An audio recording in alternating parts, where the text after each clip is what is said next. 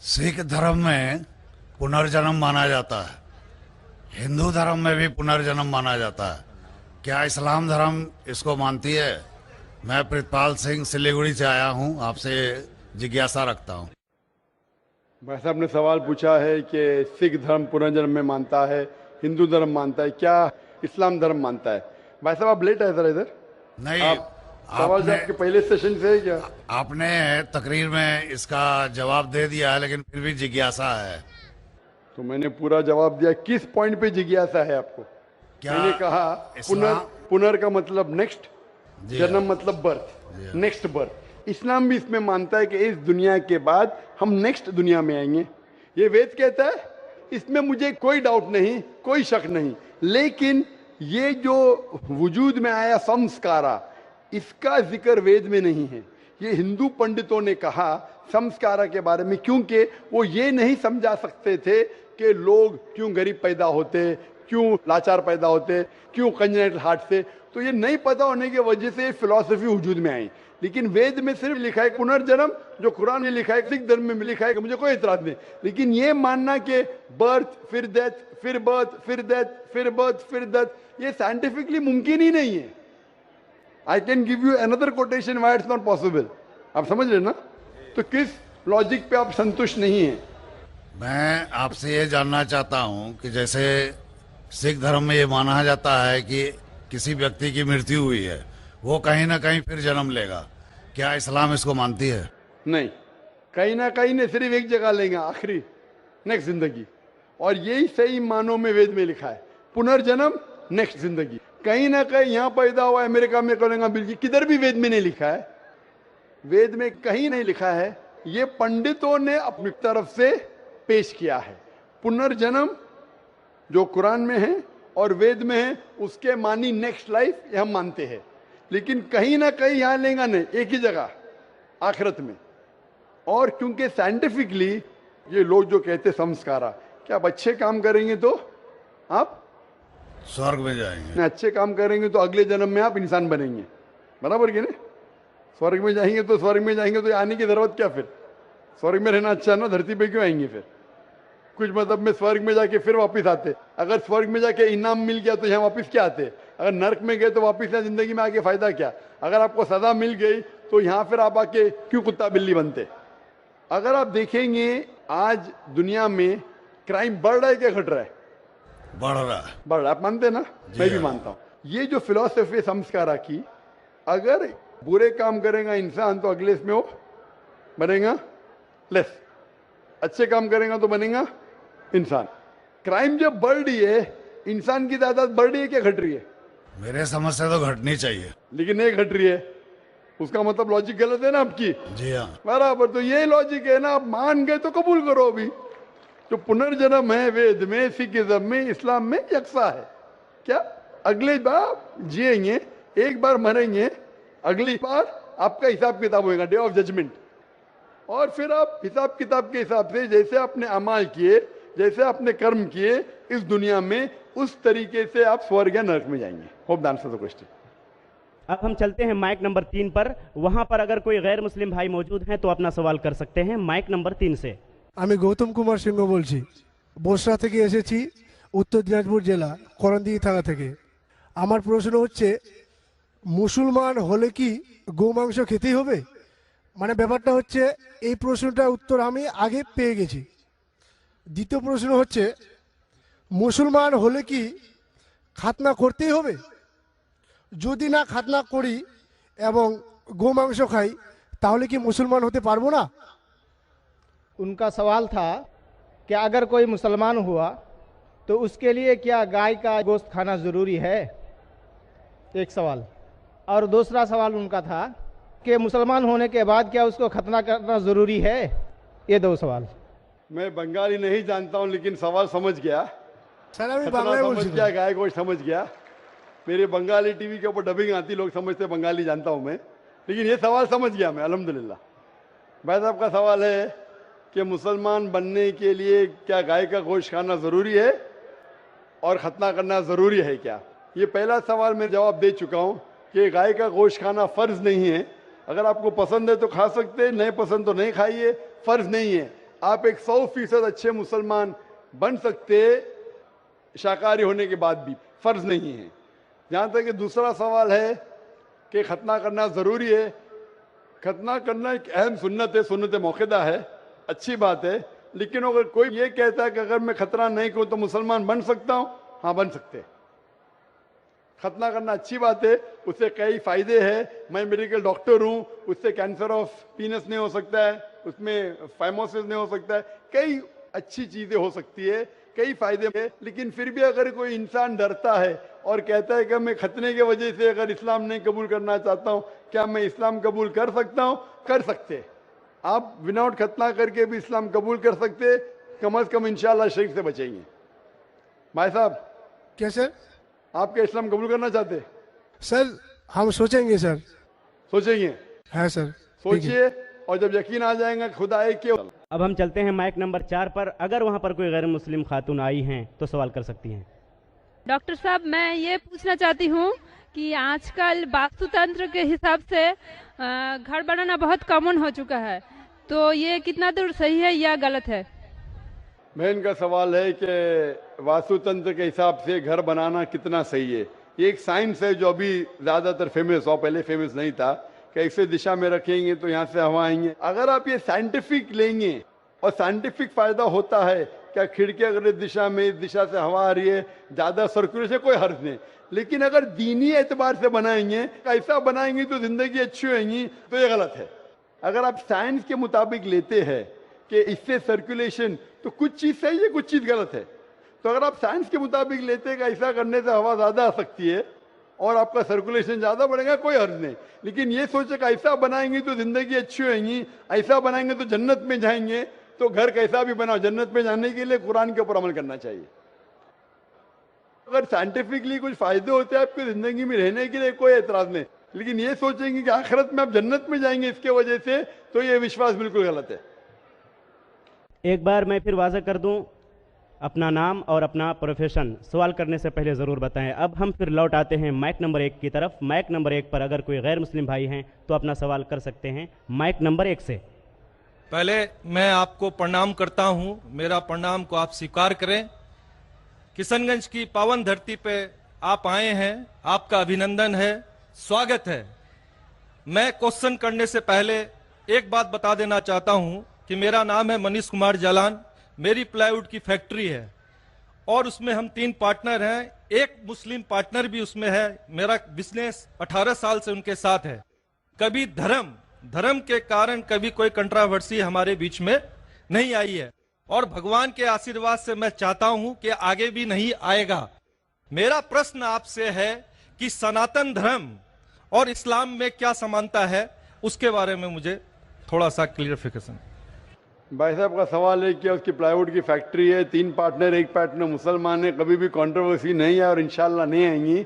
उनका सवाल है कि सनातन धर्म और इस्लाम में क्या यकसानियत है, वो जानना चाहते हैं।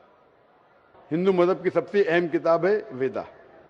दयानंद सरस्वती ने सनातन धर्म को और आम किया, वो सही कहते हैं कि हमें मानना चाहिए वेद सबसे ऊंची किताब है। स्मृति और श्रुति, श्रुति मतलब जो भगवान की तरफ से, स्मृति मतलब जो इंसानों ने लिखी है। श्रुति में आता है वेद और उपनिषद। तो सनातन धर्म के मुताबिक और इस्लाम के मुताबिक भी आप देखेंगे दोनों में खुदा के बारे में, ईश्वर के बारे में, अल्लाह के बारे में जो लिखा है वो यकसा है। आप जब पढ़ेंगे छंदोग्य उपनिषद चैप्टर नंबर 6 सेक्शन नंबर 2 श्लोक नंबर 1 में लिखा हुआ है संस्कृत में, एकम एविदित्यम, खुदा एक है, भगवान एक है, दूसरा नहीं है। लिखा है स्वतः उपनिषद में चैप्टर नंबर 6 श्लोक नंबर 9 में, नाचस्य कसिज जनिता न चदीपा, कि उस ईश्वर का कोई रब नहीं, उस ईश्वर के कोई वालिदैन नहीं, उससे ऊंचा कोई नहीं, न उसका कोई वालिदैन है, कोई वालदा है। लिखा है स्वतः उपनिषद में चैप्टर नंबर 4 वर्स नंबर 19 में, न तस्य प्रतिमा अस्ति, उस ईश्वर की कोई प्रतिमा नहीं। प्रतिमा संस्कृत लफ्ज है जिसके मानी अक्स, picture, painting, photograph, idol, statue, sculpture. तो लिखा है उस ईश्वर, उस भगवान की कोई प्रतिमा नहीं, कोई अक्स नहीं, कोई पिक्चर नहीं, कोई पेंटिंग नहीं, कोई पोर्ट्रेट नहीं, कोई आइडल नहीं, कोई स्कल्पचर नहीं, कोई स्टैच्यू नहीं। आगे जब आप पढ़ते हैं ये सारी चीजें कुरान में भी लिखी है, मैं उसके ऊपर आऊंगा। ये है ईश्वर के बारे में जो लिखा गया है। उसी तरीके से अब आगे जब पढ़ेंगे यजुर्वेद चैप्टर नंबर 40 वर्ष नंबर 8 और 9 में, उसमें लिखा है अंधात्म प्रविशंति या असंभूति उपास्ते। अंधात्म मीन्स अंधकार, प्रविशंति मतलब दाखिल होना, अंधात्म प्रविशंति या असंभूति उपास्ते, वो अंधकार में दाखिल हो रहे हैं जो लोग असंभूति की पूजा करते। असंभूति मतलब नेचुरल थिंग्स लाइक हवा, पानी, आग, जो नेचुरल थिंग की पूजा करते हैं जैसे हवा, पानी, आग, वो अंधकार में दाखिल हो रहे।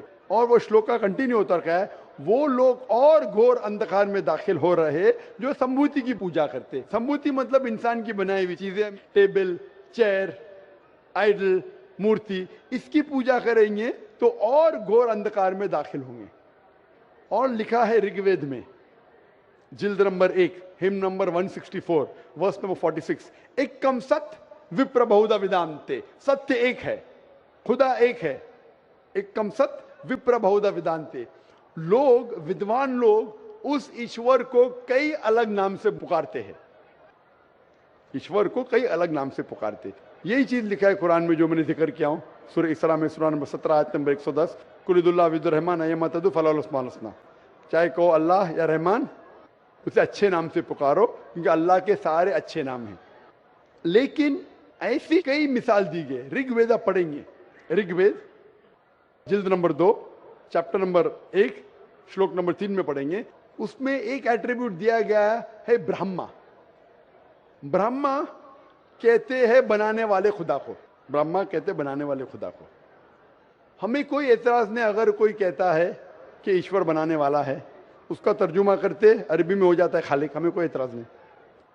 लेकिन अगर कोई कहता है कि ईश्वर वो ब्रह्मा है जिसके 4 सिर है, हर सिर पे मुकुट है, तो हम मुसलमान उस पर एतराज करते हैं, क्योंकि आप भगवान को अक्स दे रहे और आप Yajurveda chapter number 32 shloka number 3 के खिलाफ जा रहे। ना तस्य प्रतिमास्ति, उस ईश्वर की कोई प्रतिमा नहीं, आपने प्रतिमा दिया तो गलत किया। इसी तरीके से आगे आप पढ़ेंगे, लिखा हुआ है ऋग्वेद में किताब नंबर 6 हिम नंबर 46 श्लोक नंबर 16 में, या एक मुश्ती ही, भगवान एक ही है, सिर्फ उसकी तारीफ करो। और ब्रह्म सूत्र हिंदुइज्म का है, एक कम ब्राह्म द्योत्या नास्ते नैना नास्ति किंचन। भगवान एक ही है, दूसरा नहीं है, नहीं है, नहीं है, जरा भी नहीं है, सिर्फ एक खुदा है, उसके अलावा कोई नहीं है। अगर कोई मुसलमान से पूछेंगे कि सबसे बेहतरीन क्या डेफिनेशन है खुदा की, अल्लाह की, वो जवाब आपको देगा सूरह इखलास सूरा नंबर 112 आयत नंबर 1 से 4, जिसमें लिखा है कुल हुवल्लाहु अहद, कहो कि अल्लाह एक है, अल्लाह समद, अल्लाह जो बेनियाज है, लम यलिद वलम यूलद, ना वो किसी को जना है ना किसी से जना है, वलम यकुल लहू कुफुवन अहद, उसके जैसा कोई नहीं है। ये 4 लाइन का डेफिनेशन है कुरान मजीद में सूरह इखलास सूरा नंबर 112, जिसमें अल्लाह ताला फरमाते कुल हुवल्लाहु अहद, कहो कि अल्लाह एक है, अल्लाह समद, अल्लाह जो बेनियाज है, लम यलिद वलम यूलद, ना वो किसी को जनता है ना किसी से जना है, वलम यकुल लहू कुफुवन अहद, उसके जैसा कोई नहीं। अगर कोई भी चीज को आप कहते हैं खुदा है, भगवान है, ईश्वर है, अगर ये 4 लाइन के डेफिनेशन में उतरता है, हम मुसलमान को कोई एतराज नहीं मानने के लिए कि वो ईश्वर है, कि वो खुदा है। तो ये सनातन धर्म के खुदा एक है, उसका कोई अक्स नहीं, हूबहू मिलता है कुरान मजीद से। लेकिन मैं एक स्टेप आगे जाता हूं, यहां तक के तो सही है, दयानंद सरस्वती ने कहा ईश्वर के बारे में, मैंने मान लिया। मैंने थोड़ी और रिसर्च किया, मैंने कहता हूं मैं दयानंद सरस्वती और विद्वान हूं, और रिसर्च किया। रिसर्च में लिखा है वेद में, पुराना में, कि एक आखिरी अवतार आने वाले हैं। इसका जिक्र दयानंद सरस्वती ने नहीं किया, क्यों नहीं किया मैं जानता नहीं, लेकिन लिखा है भविष्य पुराना, मतलब जो भविष्य के बारे में आपको कह रही है। अगर आप पढ़ेंगे वेद और भविष्य पुराना और बाकी पुराना, कई जगह आखिरी पैगंबर मोहम्मद सल्लल्लाहु अलैहि वसल्लम का जिक्र है। मैं पूरा तफसीर से नहीं बोलूंगा, हवाले दूंगा तो आसान होगा। आप पढ़ेंगे भविष्य पुराना पर्व 3 खंड 3 अध्याय 3 श्लोका 5 से 8 तक, इसमें मोहम्मद सल्लल्लाहु अलैहि वसल्लम का जिक्र है। आगे पढ़ेंगे भविष्य पुराना पर्व 3 खंड 3 अध्याय 3 श्लोका 10 से 27 में मोहम्मद सल्लल्लाहु अलैहि वसल्लम का जिक्र है। अगर आप पढ़ेंगे अथर्ववेद किताब नंबर 20 खंड नंबर 127 श्लोका नंबर 1 से 14 में मोहम्मद सल्लल्लाहु अलैहि वसल्लम का जिक्र है। इसे कहते कुंटब सुक्तास। अगर आप पढ़ेंगे ऋग्वेद किताब number 1 chapter number 53 shloka number 9 में मोहम्मद सल्लल्लाहु अलैहि वसल्लम का जिक्र है। कई जगह पे उनका नाम से जिक्र है और बड़ी तफसील से जिक्र है कल की पुराना में। कल की पुराना चैप्टर नंबर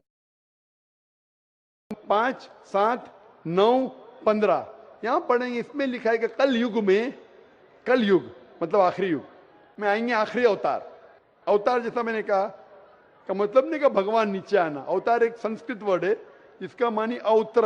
अवत्र मतलब खुदा ने भेजा, खुद खुदा नहीं आ रहा है। It belongs to God, not God himself.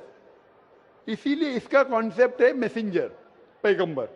तो कल युग में कल की अवतार आएगा। उसके बाप का नाम है विष्णु यास।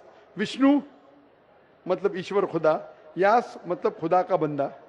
अरबी में कहीं हो जाता अब्दुल्ला जो मोहम्मद सल्लल्लाहु अलैहि वसल्लम के वालिद का नाम था। उसकी माँ का नाम होगा सुमति। सुमति मतलब अमन, शांति। अरबी में कहेंगे आमिना जो नाम था मोहम्मद सल्लल्लाहु अलैहि वसल्लम के वालिदा का नाम। वो पैदा होंगे एक अमन के शहर में जो था मक्का। वो पैदा होंगे ऐसे खानदान में जो उस शहर का रखवाला था और मोहम्मद सल्लल्लाहु अलैहि वसल्लम कुरैश खानदान में पैदा हुए। पहली वही उन्हें आएंगे एक गार में, एक केव के अंदर। मोहम्मद सल्लल्लाहु अलैहि वसल्लम सबसे पहली वही आए गार हिरा में रात के वक्त, हम जानते हैं। फिर वो माइग्रेट करेंगे नॉर्थ वर्ड, वापस आएंगे। मोहम्मद सल्लल्लाहु अलैहि वसल्लम ने हिजरत की, मदीना पे वापस आया। उनके 4 करीब दोस्त होंगे, सबसे पहले 4 खुलफा राशिदीन। ऐसे कई तफसील है। तो खुदा के जिक्र के बाद जो वेद में यकसानियत है जो कुरान से मिलती है वो है मोहम्मद सल्लल्लाहु अलैहि वसल्लम का जिक्र। और भी यकसानियत है, ये तो सिर्फ खुदा के बारे में और मोहम्मद सल्लल्लाहु अलैहि वसल्लम के बारे में। और यकसानियत है शराब मत पियो, जैसा मैंने कहा कुरान में लिखे सूरह माइदा सूरह 5 आयत नंबर 90 शराब मत पियो। मनुस्मृति चैप्टर नंबर 9 श्लोक नंबर 225 में लिखा है।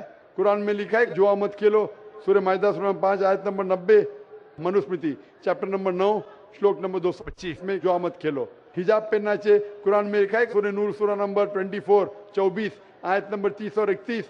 ऋग्वेद में लिखा है जिल्द नंबर 8 में। इस तरीके से कई यकसानियत। सबसे अहम 2 यकसानियत है पुनर्जन्म, वेद में कुरान में। सबसे अहम यकसानियत खुदा है कि उसका अक्स नहीं है और मोहम्मद सल्लल्लाहु अलैहि वसल्लम आखिरी पैगंबर है। आप मानते हैं भाई साहब के खुदा एक है? मुझे जानकारी नहीं है। आप मानते खुदा एक है कि नहीं मानते?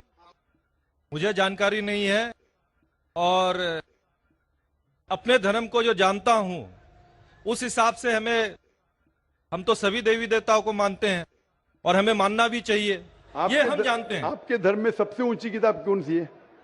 हम तो गीता को मानते हैं। गीता क्या है? वेद का निचोड़ है। सबसे ऊंची किताब हिंदू धर्म में है वेद।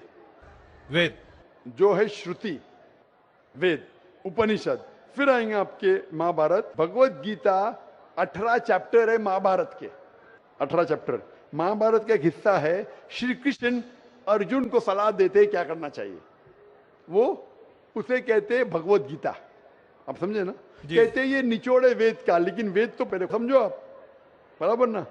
तो वेद में जब लिखा है इतना खास तौर के भगवान एक है, तो आप क्यों इतने देवी देवता में मानते नहीं? ये तो आपको तहकीक करना पड़ेगा ना। तो मैं जो कह रहा हूं उसे लिखिए या ऑलरेडी अवेलेबल है किताब में। किताब जाइए पढ़िए, वेद पढ़िए। ये जाकिर मुंबई से आया बेगम बाकी तो नहीं कर रहा है, हवाला दे रहा है इधर से उधर, मैं भी फेंक रहा है। नहीं हो सकता है ना फेंक रहा हूं। नहीं, आप जितनी बात को बोल रहे हैं पीस टीवी में भी देखता हूँ, देखते माशाल्लाह। हाँ, तो अब आप वेद के बारे में बोले हैं और बताए हैं। आपका चैप्टर नंबर और पन्ना नंबर तो मेरे दिमाग में आया नहीं कि ठीक है बोल रहे हैं तो कुछ होगा उसमें। कुछ तो होगा, कुछ तो कुछ होगा, कुछ ना कुछ होके छोड़िए मत, तहकीक कीजिए। नहीं क्या अब गलत या सही? अब नहीं, करेंगे। अब करेंगे। कितने दिन में कंप्लीट करेंगे? 1 हफ्ते में कर लूंगा, कोई बड़ी बात थोड़ी। 1 हफ्ते में मैं आपके पार्टनर से पूछूंगा। आपने बोला अब तक कंट्रोवर्सी नहीं हुई। मेरा कंट्रोवर्सी होना जरूरी नहीं है। आप उसको अच्छाई की तरफ लेके आओ, वो आपको अच्छाई की तरफ लेके आएगा। कंट्रोवर्सी नहीं करना। अगर आदमी बोला 2 जमा 2 5, अरे जान दे यार, मेरा पार्टनर मुझे ज्यादा पैसा दे रहा है, 5 रुपया दे रहा है, 2 जमा 2 5, गलत है ये। गलत है तो बोलना चाहिए। कंट्रोवर्सी नहीं होना अच्छी बात नहीं, कंट्रोवर्सी होके सच्ची राह पे लेके आना अच्छी बात है। आप समझ रहे हैं? नहीं आपके पार्टनर से कहो, इतने 18 साल से आपके पार्टनरशिप किए, अभी आप 1 हफ्ते में तहकीक करेंगे जाकिर क्या बोलता है और पार्टनर से डिस्कस करो, बराबर ना? आप ठीक बोल रहे हैं। मेरे पार्टनर का नाम भी मैं बताना चाहूंगा। सैयद मजरुल हसन साहब नाम है मजरूर उनका। सैयद मजरूर हसन साहब, तो लाखों लोग सुन लिए ना। हाँ। तो सैयद मजरूर हसन साहब को और पकड़ लेना। हमारे से 15 साल बड़े भी हैं, माशाल्लाह। मेरे से 15 साल बड़े भी हैं। हाँ, हमारी डिस्कस होती है, सब चैप्टर पर डिस्कस होती है, परंतु मैंने क्या कहा कि हमारे बीच में किसी तरह का कोई भी कंट्रोवर्सी नहीं होता है। और आपने वेद के बारे में बताया, जरूर मैं वेद को भी वो पढ़ूंगा। भी कंट्रोवर्सी नहीं है, कंट्रोवर्सी नहीं, यकसानियत है। आज कुछ आपसे लेके जा रहा हूं, मैं देखे नहीं जा रहा हूं, मैं आपसे लेके जा रहा हूं। मेरे मन में जिज्ञासा थी, मैं आपसे क्वेश्चन किया, आपने मेरे क्वेश्चन का जवाब दिया, इसके लिए मैं धन्य हूं। और मैं अपने जो आप वेद के बारे में बोले, मैं जरूर उसको पढ़ूंगा और 7 दिन में ही पढ़ूंगा। इंशाअल्लाह आप पढ़िए, तहकीक कीजिए, लेके जा रहे, अगर आप कबूल करेंगे तो मुझे देके भी जाएंगे सवाब इंशाअल्लाह। मेरा प्रणाम को फिर स्वीकार करें आप। इसी के साथ मैं अपने शब्दों को विराम देता हूं। डॉक्टर साहब, मैं बंगाल से हूँ और मुर्शिदाबाद जिला से हूँ। मैं अपने मन से इस्लाम को कबूल करना चाहता हूँ।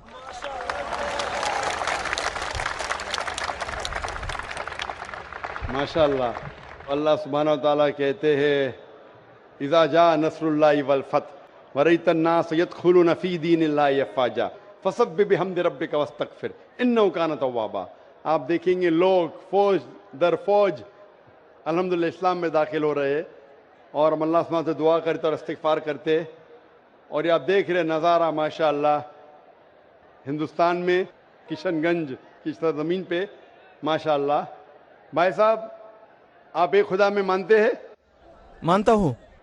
आप मानते हैं कि बुत परस्ती गलत है? गलत है। आप मानते हैं मूर्ति पूजा गलत है? गलत है। आप मानते हैं कि मोहम्मद सल्लल्लाहु अलैहि वसल्लम आखिरी पैगंबर है? मानता हूँ। आप पर कोई भी जबरदस्ती कर रहा है इस्लाम कबूल करने के लिए? नहीं, नहीं डॉक्टर साहब। आप पे कोई भी दबाव है इस्लाम कबूल करने के लिए? नहीं डॉक्टर साहब। आप अपने मन से करना चाहते हैं इस्लाम कबूल? अपने मन से करना चाहता आप हूँ। पे कोई भी प्रेशर नहीं? कोई प्रेशर नहीं है। जैसा मैंने कहा कि जबरदस्ती किसी को इस्लाम कबूल कराना इस देश में हराम है। इस्लाम या कोई भी मजहब में जबरदस्ती करना हराम है इस देश में। और इस्लाम धर्म में भी, इस्लाम मजहब में भी किसी को मुसलमान जबरदस्ती बनाना गलत है। तो आप अपने मन से करना चाहते भाई साहब? मैं अपने मन से पूरे होशो हवास से। माशाल्लाह। तो इंशाल्लाह मैं अरबी में कहूंगा और आप उसे दोहराइए। ठीक है। अशहदु अशहदु अल्लाह अल्लाह इलाहा इलाहा इल्लल्लाह इल्लल्लाह व अशहदु अशहदु अन्ना अन्ना मुहम्मदन मुहम्मदन अब्दुहु अब्दुहु व रसूलुहु। रसूलुहु। मैं शहादत देता हूँ कि अल्लाह के अलावा अल्लाह के अलावा कोई माबूद नहीं माबूद नहीं और मोहम्मद सल्लल्लाहु अलैहि वसल्लम उसके पैगंबर और बंदे हैं। माशाल्लाह, आप मुसलमान हो चुके। और डॉक्टर साहब, जी हाँ, बोलिए मेरा भाई। एक मन की ख्वाहिश है जी हाँ, कि मैं आपके हाथ से कुरान शरीफ को पाना चाहता हूँ। इंशाल्लाह। आप कौन सी जबान में महारत रखते भाई साहब? बंगाली या हिंदी? बंगाली का? हाँ, बंगाल का हूँ। बंगाल का। तो बंगाली में महारत रखते। हाँ। मैं दरखास्त करूंगा अगर कोई वॉलंटियर्स बंगाली का तर्जुमा ला सकेंगे, बंगाली और हिंदी का तर्जुमा कुछ चंद ला सकेंगे वॉलंटियर्स। भाई साहब, आप आगे आ सकते हैं हाँ, स्टेज के आ करीब। सकता हूँ। हाँ। जब तक आप आगे आएंगे इंशाल्लाह हम सवाल जवाब के सेशन को बढ़ाते रहेंगे। हाँ, ठीक और है। मैं दरखास्त करता हूँ वॉलंटियर से, अगर बंगाली और हिंदी का तर्जुमा यहाँ लाके स्टेज पे देंगे तो इंशाल्लाह मैं ये 9 मुस्लिम को पेश कर सकूंगा। सर, मैं आपके पास जाना हूँ। जी हाँ भाई साहब।